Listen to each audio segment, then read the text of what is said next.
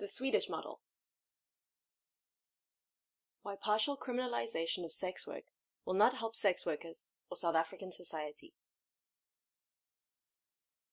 People all over the world are coming together to talk about sex work and how we could change the law to improve the lives of people involved in sex work. This is good news for sex workers and others in South Africa who have been advocating for years for our government to remove the outdated criminal laws we have on sex work and to develop new policies and law that protect sex worker rights. In recent years, lawmakers in Europe and other parts of the world have been talking a lot about the Swedish model, a policy model first introduced in Sweden in 1999. This allows sex workers to sell sex without facing prosecution from the police, but their clients would be arrested and prosecuted for buying. This model is sometimes referred to as the Swedish or Nordic model, partial criminalisation of sex work, and partial decriminalisation of sex work. The names might be different, but the result is the same.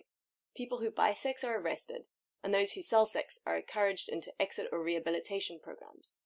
While this model is a bit better than the full criminalisation of sex work, in that it recognises that sex workers are not criminals who need to be punished, this legal model also creates a lot of harm. There are three main reasons why the model creates harm. Firstly, instead of protecting sex workers, as the model intended to, it has made conditions worse for many sex workers in Sweden. Studies have shown that the criminalisation of clients limits sex workers' strategies for keeping themselves safe in the following ways. It displaces sex workers to isolated areas. It makes it almost impossible for sex workers to rely on the police for protection. It makes it difficult for sex workers to screen and negotiate the terms of the transaction, particularly with condom use. Secondly, instead of thinking about sex workers as workers, the Swedish model assumes that sex workers are victims that need to be rescued.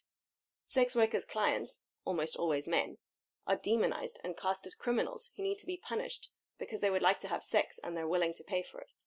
It ignores that many sex workers make an active choice to do sex work because it often offers them an income, flexible working hours, and independence in a context often characterized by poverty, hardship, or lack of viable alternative options.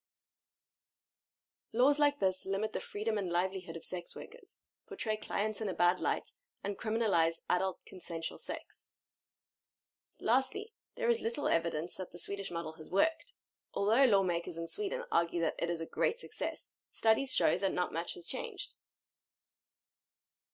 Criminal laws like this can waste valuable resources that could be better used to make sex work safer by implementing sex worker labor laws and occupational health and safety laws. The Swedish model does not protect sex worker rights, and it does not make society safer. We should choose laws that will empower sex workers, improve their working conditions, and protect them and their clients against harm. We should choose laws that respect South Africa's constitution. We shouldn't choose the Swedish model. We should choose decriminalisation of sex work.